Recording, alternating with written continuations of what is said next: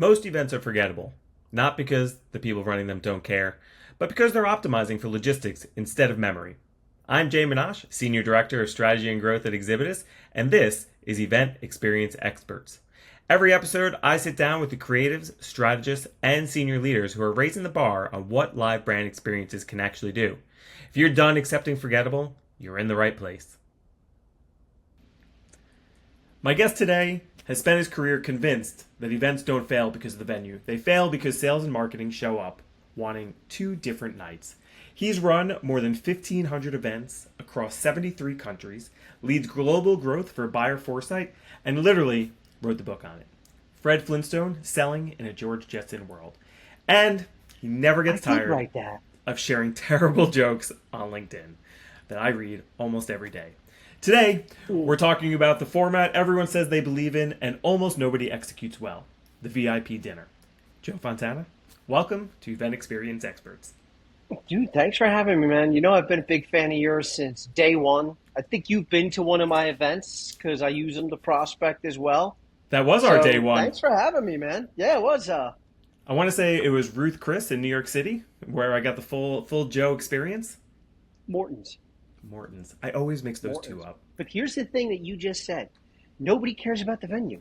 When the experience is right, you and I became friendly from there. We've become friends since. You sat there and saw a dozen plus marketers just have conversations that mattered, things they were terrified to talk about to their peer, to their colleagues, that they can talk to their peers, and no one ever. I love that you said that. That means the event worked. It's not about I have people all the time like, where was that event again? Where were you? Doesn't matter. Doesn't matter. It's about the connection. It's about the feeling. And I've talked about it with several different people that have been on the podcast. And it's like, tell me how you know an event works in the moment. And like, it's the energy in the room. It's like, yes, of course you need to see the business results, no doubt about that. But it's like, you know if it's working right now because you can feel it. Yeah. So, I know events working as they come in and introduce themselves, as they sit down. Well, I got to tell people, could you be quiet so I could do introductions? Is my most favorite thing to say. When I got to take the spoon and the glass and do the tappity tap like it's a wedding, and I got to do it 4 or 5 times before people even realize I'm tapping, and I'm like, somebody's making money tonight. That's right. Somebody's making money, because that's how deals get formed today. Yeah, well, and that's a good segue. You know, obviously we're all about events and live experiences, and Joe, you come sometimes with the opposing point of view. We were just talking about one you have about AI SDRs, which we won't get into to keep the profanity out of this. But what's a belief you hold about live experiences that most people in this industry would push back on? That you can build pipeline from them. That you can actually walk out of there, not necessarily deals in hand, but cement setting on a relationship. Because that's how I look at them as. You're not here to sell. You're not here to close deals. You are here to set a foundation. You set it right. You've got an asset or a partner, a door opener, an advocate, a champion, a center of influence, a client, or somebody that just believes in what you're doing and is willing to share the word with others in their network. You set it wrong, and you've just shot yourself in the foot. And we all see it. Guys that try to sell, guys go into the bathroom. Hey, take a look at my case study. Hey, I saw that problem. You want to take a look at want to take a look at one of my slides, or you want to take a look at my user interface, to say nothing of the next day when the wine is worn off, the Listerine is worn off, and the commission breath is coming through. And you see it all the time. If you set these foundations the right way, these people need to feel like they have been heard. They need to feel like you're listening. They need to walk away from there. Yeah, I'd love to work with these guys. And never once has a feature or benefit been mentioned. Never once are you talking about where you sit in Gartner's Magic Quadrant. You're not bringing up the Business Insider Award that your CEO paid $50K for. It's about them, their pain. It's the only way to close deals nowadays. I rant on this often. People no longer buy from people they like. When I started in this industry, that was as true as the day is 24 hours long. But that's because the seller owned the data. In the 90s, you came to the seller for that. You had no choice. There was no place else to get it. Now, there's buying committees, there's communities, there's networks, there's all different ways you can do your research to now I need to do business with somebody I can trust. Somebody that I'm assured is not going to be the reason I'm on the outside looking in, sending a note to Dan Goodman on LinkedIn about how I just got kicked to the curb. Big shout out to Dan Goodman. Does amazing things for sellers. But it's a tale as old as time. If you're not putting in the work, you're not going to get a result. This is not something you could just manufacture. Time needs to be put into it. Energy needs to be put into it. You need to. Did a post on it the other day. You need to tape your lips shut. You got 2 ears and 1 mouth. You're in a room. The beauty of these VIP events and why they can drive pipeline is because a seller is going to get exposed to things that a buyer would normally not share, especially when they're 2 martinis in. Third old fashioned, talking about a pain point that 10 other guys are agreeing with and talking through. And that seller just needs to shut up. Yeah. Would you say, do you ever get pushback? It's like, oh, in my industry, this isn't how we do business. Do you ever hear that pushback? Yeah, great. This is how your buyer does it. You do it however you want. This is how your buyer wants to be approached now. They don't want to be approached with a case study. They don't need to be part of a 10-step cadence and a phone call from a seller on a dialer and a 10-second delay. Like we were talking about shooting for poops and giggles earlier. Man, good job. I'm trying. Your editor is amazing. She's got me on the clear and narrow path already. But you have to go where your buyer is. This is how your buyer wants to be engaged now. Buyer's already done the homework, so what's the point of your community? Buyer's already checked the logos, so what's the point in your case study? There's a time and a place for them. Do you want it in the hands of a receptive buyer? Or do you just want to keep going through with those cadences that we all know were created by either Chat, Claude, or Gemini? As a buyer myself, or as somebody 50 million idiots on LinkedIn think as a buyer, it has gotten so bad that I can tell a Chat note from a Claude note from a Gemini note. And I'm as dumb as a stump. I couldn't spell it together if you handed me the I and tattooed the T on my forehead. So if I can catch it, what about that AI engineer? That systems processor that now needs to incorporate an AI engine. They're going to see it. They're going to see right through it. So your buyers want to have conversations. They want to be heard and they want to hear without a target on their back. That's why there's no pitches at my events. There's no decks. There's no, hey, Joe, where's the screen? How do we connect our computer to the screen? 2 weeks ago, I had a client that showed up with case studies. And that's why my private rooms always have a fireplace. Where should we put these? Great. We haven't started a fire. I know the perfect spot for these. They're not here for your case study. They're not here for your brand. They are here to be heard. They're here to determine, is this idiot talking at the other side of the table, like I said before, going to be the reason that I'm on the outside looking in? It's your chance to show that you're credible. And the companies that say this isn't our thing and this isn't the way we do business are destined to fail. Yeah, and you said something earlier about, the trustworthy factor of it, and I think that speaks to, I don't even think you get in the room anymore unless they already like and trust you, let alone, when you're at a dinner, it's like, yeah, you have to hammer that home and reinforce it, but you have no chance. And you talk about it, it's like these communities, there's information everywhere. We're no longer where sellers have the upper hand. It's like you need to be in that face-to-face setting. It's why everybody says it. I love it. Events are having their moment. Thank you, AI. It is another reason I love you, that you can't AI fake has it. leveled the playing field. Yeah. Everybody's now operating from the same bar of stupid. Because now it's the exception that... So to me, successful AI implementation is appreciating the difference between foreground and background work. Mm-hmm. I employ AI. I research my prospects thoroughly. You've been to one of my events where I bring marketers together. I have done extensive research on every one of them, on every organization they represent, because I only want to do business with people that I can impress immediately without, hey, yeah, I tell dumb jokes on LinkedIn, but you got 20 people in the room. Joke's on you. So I do that research there to make sure that I'm a fit, so that it's not a matter of proposal time. Hey, here's our audience. Oh my God, I can't fill this room. So I'm doing the research to make sure in the background, I'm doing this research to ensure that my foreground work Looks like I came correct. I've done the research, so as a human being, I know how to craft a note. I've done the research, so my call doesn't start, this is Joe, and this is a cold call. The few times I get on the phone, this is Joe, and this is a thoroughly prepared, slightly warm call. Mm-hmm. Sitting in your inbox right now is the work that I've done in your industry against your top competitors. Miscarriage of justice. It's in spam when it should be front and center in your inbox. If you agree, take a look, call me back, click. I like it. I think the research portion is really important, and thank you for the free segue to the next question, because I think you have to do this kind of research for this to work. But have you read the book Unreasonable Hospitality? Yes, great book. One of my favorites. It's a lot of I take that approach and I try to apply it to not only the selling relationship but events and how we're creating these experiences. So, what does unreasonable hospitality look like at an activation for you? And as a second part, why aren't more brands employing it? I'll start with the second one first. Brands don't employ it because it requires getting into the shoes of your prospect, of being able to understand that pain.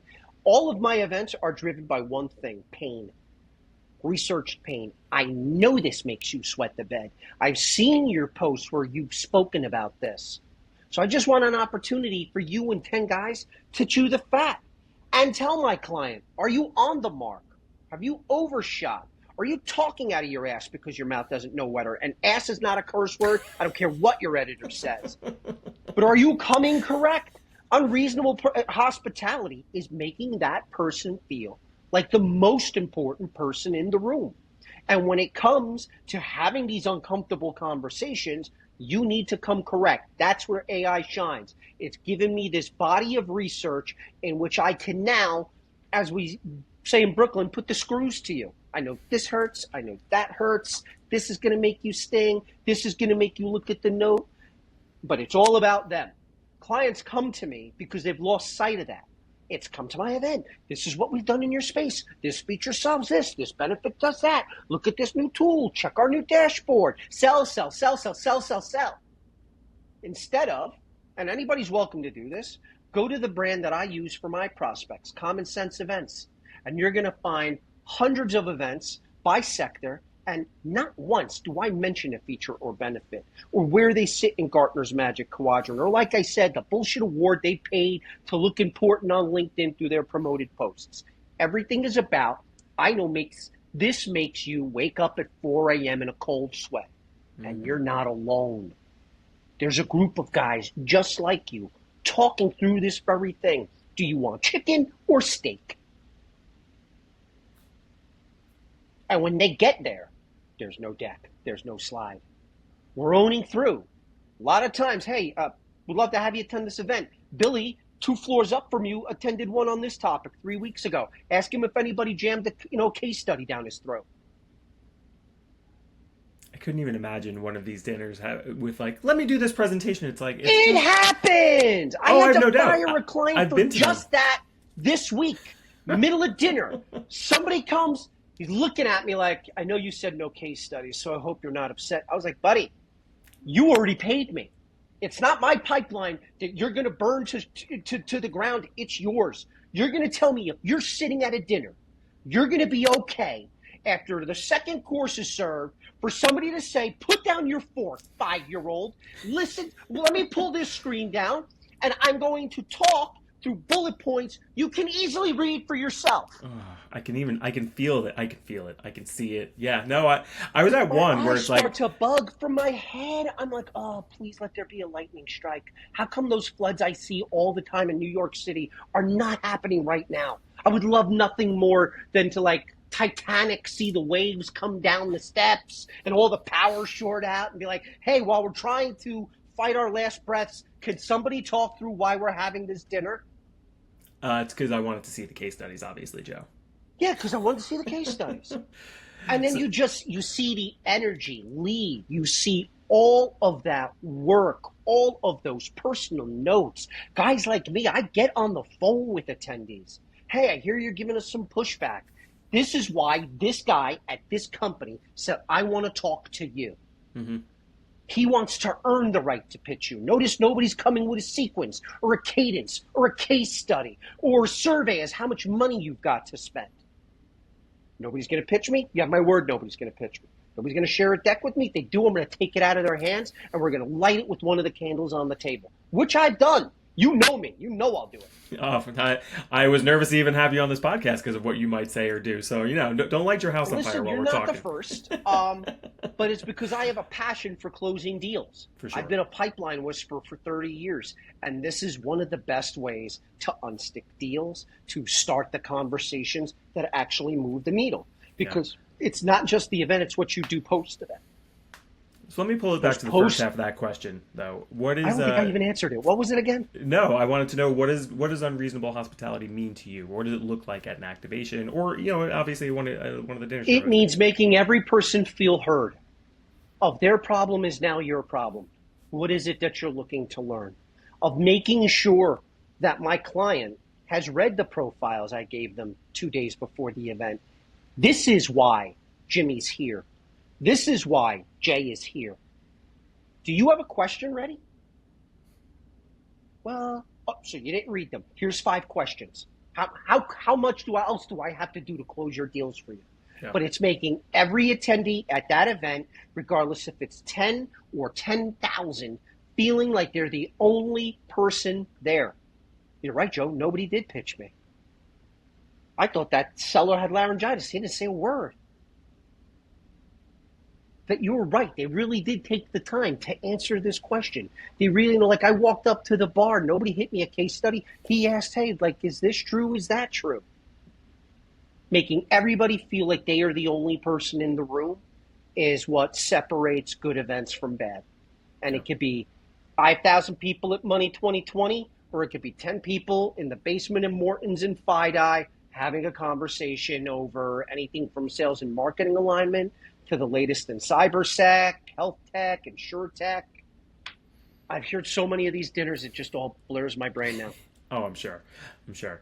Well, no, I think that you really said that well with, making everybody feel seen. And that's what people want, no matter if it's 10,000 people or 50,000 people or 20 people at an event. I think that makes a big difference in how you feel when you walk out. And like we said earlier, that feeling means so much. So, a lot of money gets wasted in the event world. Where would you say you see events budgets being wasted most consistently?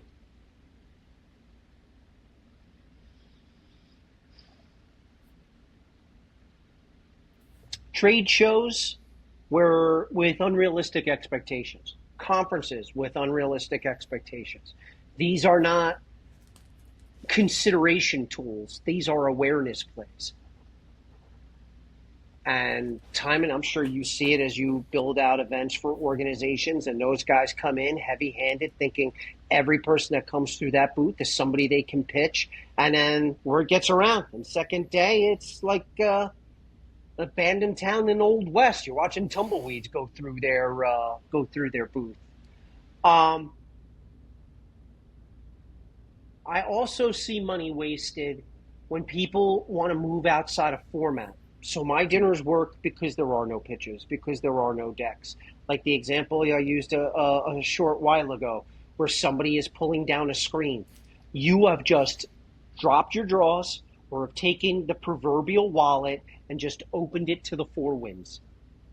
Like anything that you have worked, all that time, that energy, that money that has gone into the investment of me building something out over 6, 8, 12 weeks has disappeared instantly. And nothing you say or do will get it back. The CEO of that company can call these prospects and they'll be like, yeah, thanks, but no thanks. Take care, brush your hair. See you later. You had me at this, you lost me at that. It's when organizations want an event, a conference, that's an awareness play, to be a consideration play.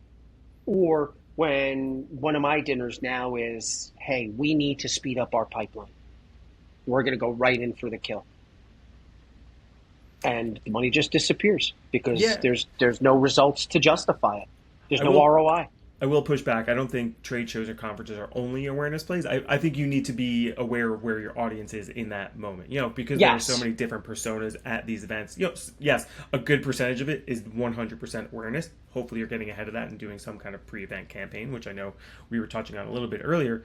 But yeah, I think you're right. I think it's setting those expectations. You're not talking to 100% of any audience at any conference. You're probably talking to maybe 20% of that, and within that 20%, I'd say what 5% are in market looking for exactly what you're selling. So, but I do think you're right. I think setting expectations and making that business case in the And room. that's probably the best way to put it Yeah. is the false expectation. That's where the money fails. Yeah. When you don't have that plan, that strategy, this is what we do when this persona comes by.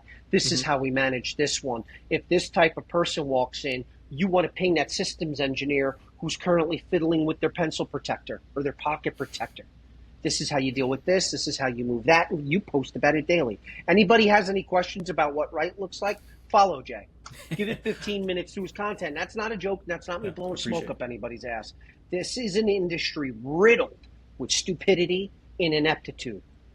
Yeah. Well, and See it people all just day. thinking you can show up, and it's like, no, it's all going to work out. And the You reality could is show you up need a and plan. spams work. And so if you look at my profile, you'll see that I'm with Buyer Foresight Amzai. And prior to that, you'll see that I was with another competitor in the space. And that competitor's CEO, who I helped train and prep for his position, pinged me last week and invited me to one of his events, a CISO event in the CX space. And if you know me, I can barely spell any of those words. But there I am, getting all sorts of messaging about closing deals, this, that, and this. But no one wants to take the time to do the work. Yeah. I think that, and you can say that across fields. I will say, especially in the sales world, where it's like you got to put in the work. You can't just think it's going to be laid out for you. Yes, you can make a million phone calls, but it's that research piece that you talked about earlier. That it's like that is the work, knowing what you're In talking the about, who event you're talking space, you don't know what you're doing, it will get exposed real fast. Yeah. I can't tell you how many event organizers there are out there that are currently white labeling my services. And it's getting to the point where, hey, I don't need to do this for you anymore. I'm just going to take them myself. Yeah. No, it makes sense. Doing that on the regular. Hey, I heard you're happy with Susie's work. Here's the contract I just signed with Susie to do that work for you. So do you want to pay a middleman? Do you want to pay an extra 15, 20%? Or do you want to just come to me where I already know what you do, I already know the people you want to work with, and we don't have to play this George McFly game anymore? Nice reference. Let's see how many people in your audience get that reference. Oh, I moved over to show you my DeLorean Lego set, but it's too low for the camera. Yeah, no, you're right. We are seeing in our space, we are primarily trade shows. That's what we've been doing since '94. We're doing more events and experiences. With almost every conference that we do, there's an off-floor event. There's a 150 person event that they're doing. There's a dinner they're doing, and it's such an integral part of the sales process, the marketing process these days, that you do like using that expert to do it right, to really think about like how you're going to go about it, where you're going to go. Everybody's worried about the venue, and the reality is, it's like the venue matters only because it should be in proximity to something you need it to be near, and it can't be a shithole. Yeah, exactly. So, I got my first one. Sorry, Laura. But yeah, I think that's pretty spot on. So when you're planning these events, we talk a little bit about unreasonable hospitality, but there's a creative tension, and you have to think about where does that live in the process when you're thinking about the creative tension, and is that between the vision and the budget? Is that between the brand and the audience they're bringing in? Like, where does it typically break down for you? It typically breaks down in who they want and what those individuals want to hear. So I understand everybody wants a decision maker in the room, but a lot of organizations fail to appreciate or even recognize that your decision maker is somebody that is listening to a larger group, taking their opinions, taking the pros and cons, and making a decision. So they are not ingrained in the granular information that the advocate, the champion, that any of these people in a buying committee actually learn and apply. Mm-hmm. So I always push back when I want the C-level executive. Great, that person's going to attend a dinner, and then say, talk to Susie. Yeah. Why don't we just get Susie in the room? Well, Susie doesn't make a decision. Susie's the straw that stirs the drink. Susie's the one that brings in this asset. Susie's the one that brings in this individual. Susie's the one that gets those 5 people on the buying committee who couldn't pick you out of a lineup to suddenly find you on their radar, and vice versa. This CISO you want in the room is going to take what Susie and 6 other people said, listen to them over the course sometimes of 30 minutes. That's if he's not cool with just getting a 5-paragraph email debrief, and make a decision. So why have him there? The other disconnect is on the creative side. This is what we think our buyer wants to hear. A lot of times they're right. Very often they're wrong, because they always make it about them. This is what we're doing. This is the problems we've solved. This is what we're doing with your competitor. And your buyer sees that in emails every day. Yeah. You can look at any one of your juicy LinkedIn posts to get that information. So a lot of times it's education of this is what they want to hear and this is why. But what I know, I'm only working with 5 of your biggest competitors, filling up 20 people in a room every month. Feel free to do it your way. I think what you said about the C-level really resonates, because it's almost like you're sitting in on my meetings, because every time, that's always a key question. It's like, who are you targeting? What audience are we trying to talk to?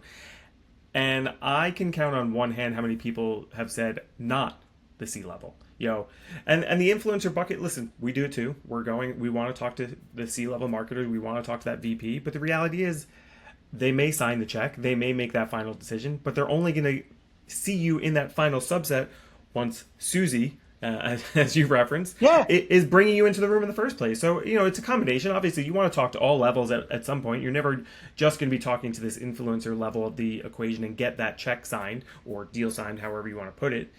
But the reality is, whether you're at a dinner or you're walking a conference, the CMO of your biggest target or the CISO of your biggest, target is most likely not walking into your booth unless you already know them. They're certainly not coming to a dinner when it's like, hey, I'm here for 3 days. I'm talking to 800 people. My schedule is packed from meeting to meeting to meeting. And that unrealistic expectation of audience, I think, is a really big disconnect. I think you're right there. My 3 largest clients, each of those deals was signed by a CMO, and one of them was surprised yesterday to find that I'm the guy that's building his events. Wow. Wait, you're the guy? Yeah, I'm Amzai. I'm buyer 4. You're Amzai? Yeah. You don't know much about events. I don't need to. I got 6 data guys and engineers and smart CSINs that know how to find exactly what you need. I had a CMO ask me today, you know what we sell. How would you present it? I don't know what you sell. You put a gun to my head and ask me what your product is. There's nothing but brains over the table. So what I do know is you need to talk to these people. And these people will listen to you because of this. Yeah. Notice how I don't need to know what your company does in order to do that. I need to know the conversations that move the needle for your buyer.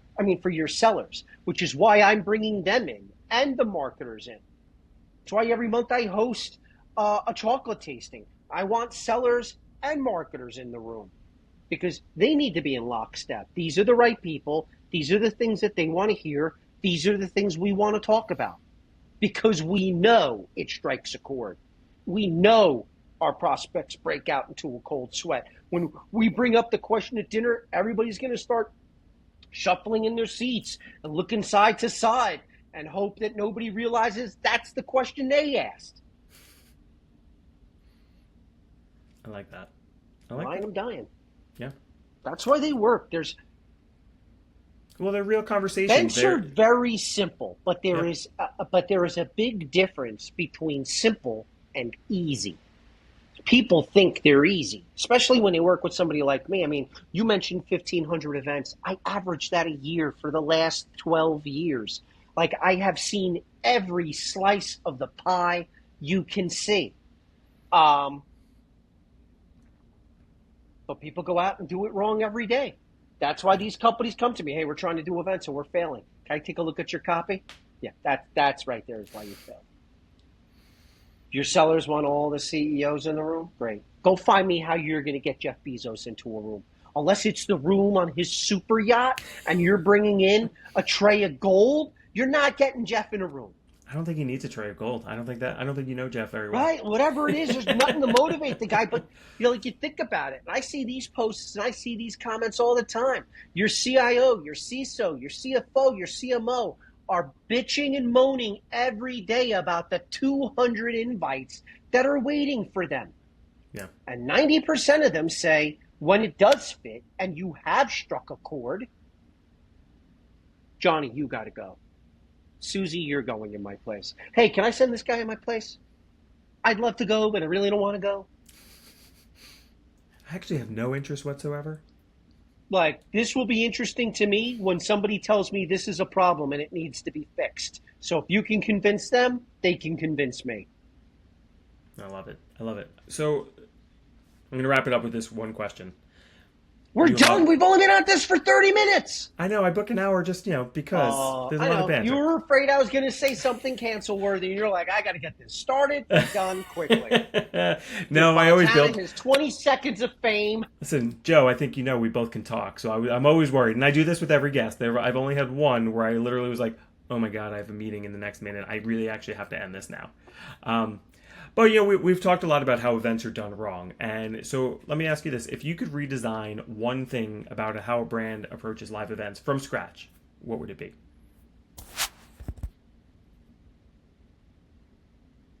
It's about my prospect. I want to hear what my prospect has to say. Elaborate. Every event is some thinly veiled approach to be about the seller. The truly exceptional ones, the ones that drive pipeline, the ones that come to me 3 weeks after an event and say, you got me 12, I had 8 meetings, I've got 3 opportunities, strong stage 2, and I've got 5 awesome sales qualified leads that unfortunately these variables are keeping from turning into an opportunity. And that's because it was all about the prospect. Tell me more, tell me more, tell me more, tell me more, tell me more. Is this true? Assuming nothing. They truly put themselves into the shoes of their prospects. They came as a servant. And before you can serve, you have to know what it is you're serving and how best to serve it and the manner in which to serve it. So the clients that are coming to me, like my team would be like, are we going to ask these guys when they're ready for a renewal? Give it a minute. They had 25 people. We just got 10 deals in pipeline. If they're not coming to us, it's because that building got eaten by Godzilla. They're so busy with so many deals, they couldn't even think about it. And listen, I've had that. Like, hey, we put events on hold. We have more deals than we know what to do with right now. I can't give another 15 deals to 5 guys. We need to talk in Q2. And that's because these organizations take these conversations seriously. Just as important at the conversation at the dinner is the follow-up, is just as authentic. Not, okay, dinner's served, everybody's going home. Watch how I pitch slap this son of a bitch. Hey, Jay, thanks for taking the call. Hold on. Let me get my latest demo up. Hold on. I want to show you this case study. Hey, you said this on the call. I think you're full of shit. Prove it. I'm like, oh, these are all the things I was looking to avoid. Yeah. Instead of, with my best practices, the right person is on that call with them. The person they were expecting was on that call with them. And that guy, he's not a seller anyway. So they don't even have a defense up or a concern that I'm going to get picked, even when that person brings in a seller. Because all that seller is doing is taking the questions that the SME would have asked or that person would have asked, and they're taking that conversation over. And that's how, when you work with me and those calls come to an end, 5-6 days after the event, not 30, not 60, not 90, you follow my best practices, they are talking to you within 7 business days of the event. Within 10 business days of the event after those conversations, you will know what your pipeline looks like, which is why I schedule my debrief at 15 days out from the event. I love it. Because then there's none of the great event, great vibes. This was awesome. This was awesome. We're still trying to get deals. Billy's still trying to get guys on the phone. Nobody answered Billy after the call. Well, nobody answered Billy after the call because he shared a case study. Why is he asking this guy to complete a survey? What makes you think this guy wants to see a premium? None of that was discussed. And I was in the room. Yeah. It's the old school playbook that always somehow comes back to the surface. Like, no, we got to said, see our capabilities playbook, presentation. Old school playbook. And people think what's old is new. Yeah, events have always been a great way to move the needle. Having a conversation with your prospect over a steak is far more advantageous than an email. But the rules have changed. People tend to forget the buyer still has all the power. It's their world you need to live in. It's their path you need to walk in their shoes. And people lose sight of that instantly. They're like, this guy sat down for dinner. This is a prospect. No, it's not. It's a guy that sat down for dinner that's willing to sit down for another call. You still have not earned the right to pitch him yet. That is perfectly said. And that's where I'm going to stop you because that is a good closing quote for you. And if I had to walk away with 3 things from this, I'd say 2 ears, 1 mouth. Make sure you're listening. Do your research and make it all about them. And book a dinner with Joe. Yeah, and sign all your contracts with Om's Buyer Foresight. Yes. Because honestly, I can make guarantees nobody in this industry can make. Like a lot of people will guarantee ICP. 90% of them can't. But there's no protection when they don't. I can guarantee the attendees being a match. A lot of times, my clients are the final decision maker. They ask, how do you ensure everybody's an ICP match? You decide. Hey, Jay just registered. Yes, no? If not, why not? And I'm not waiting for you to tell me he's a fit to tell him he's a fit. If you don't tell me, he's not coming. And because of the research that I've done, because of unreasonable hospitality, I can also guarantee if I say 8 people are going to be in the room, 8 people are going to be in the room. And if they're not, like any good business partner, I'm there for more than just weddings. No, because listen, you're in the event business. I just like the way you put anything could go wrong at any time. For sure. What separates a great seller, a great partner today is that they're there for the weddings and the funerals. Everybody can be there when the deal is signed and onboarding. Oh my God, this is amazing. Oh, you're the answer to all my problems. Oh, so many things are going to disappear. All this time and effort and energy I got back. And then shit goes south. Like last week when I hosted an event across from Trump Tower and Trump decided to visit, which meant that my restaurant was now a Secret Service staging area. Guess how many people they let through the door? I'm going to go with 0. 0.0, actually. I sat there and I was like, okay, maitre d', I can't eat a dinner for 30 people, but I will eat 30 people's price tag worth of food. He's like, what do you mean? The dinner's $5,000? Make me a one-man $5,000 meal. Oh, that must have been so good. Sea urchin and tomahawk is the way to get there, covered in caviar. I was going to say, did you rub the sea urchin on the tomahawk? Bro, it was an effort not to rub it on my chest. The tomahawk didn't even make it off the fork. But things go wrong all the time. Yeah. An event will be a miss. The topic will not work sometimes, and we find that at the wrong times. And you need a partner that's not only going to earn it, but make sure you don't lose your job. Because events, that's why you see so many field and event marketers looking for work right now. Because an event failed. And when the event fails, it's usually the seller's fault, but the seller never gets blamed. I can't tell you how many events when I'm like, hey, this is what post-event follow-up looks like. Well, I'm going to send a guy a message a couple days afterwards. I'm going to see if he's open for a call. I also want to make sure he reads my case study. I was like, okay, you're the reason this girl's going to get fired in 3 weeks. So when I talk to your boss later, I'm going to make it clear you're a lazy-ass seller. You didn't want to do the work. Your team didn't want to do the work. But the blame's going to go to this 24-year-old girl who's the smartest person in the room because she found me. Well, Joe. If I'm lying, I'm dying. But that's what separates 1,000 people doing this from the likes of you and me. I know that when things go south, a package doesn't arrive, part of a booth isn't there. I know you're dumpster diving. Hmm.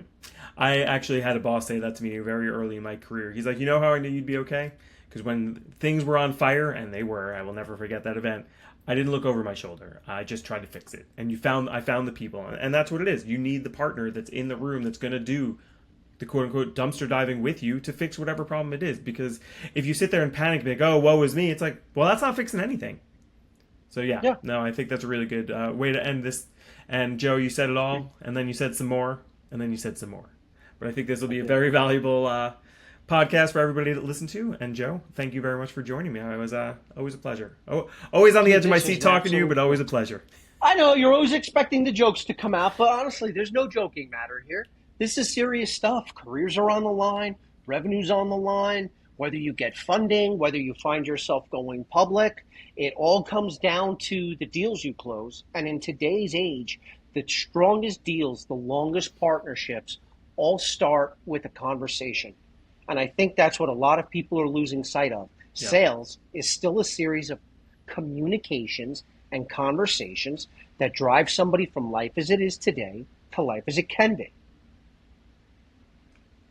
And if you think an AI-generated algorithmic cadence is going to get you there, my number's 347-578-0339. Call me and prove me wrong. Show me you're the one guy doing it right. I can't wait for all the AI messages to come into you. Oh, man, it's going to be good. You really want to give yourself weight as a seller? Come pitch me. Because before I did this, I built sales teams for a living. And the reason that I didn't move on to another organization is I always believed in the strength of relationships. I've got a 35-year career that is as strong as the network that I've built it on. Guys like you, Jay. And here we are. I got to stop talking now. I am not paid by the syllable, I promise. Joe, I was about to say this is like trying to get off the phone with my wife where I have to say bye. Or your mom. This is me calling mom. Like, Mom, gotta go. My leg's on fire. No, my mom will hang up. My eyeball, Mom. Or I'll just hang up on my mom because she understands. Now, with my wife, I say goodbye at least 7 times before it's like, no, seriously, I actually have to go. And then, but you got to know the math. As long as you know how many times it takes, you're prepared for it. Now I know. There you go. So it separates pros from pretenders, my man. That's right. If you walked away with one thing you'll use, we did our job today. Event Experience Experts drops every week. Subscribe wherever you listen to podcasts and check us out on YouTube if you want to watch. I'm Jay Minash. See you next time.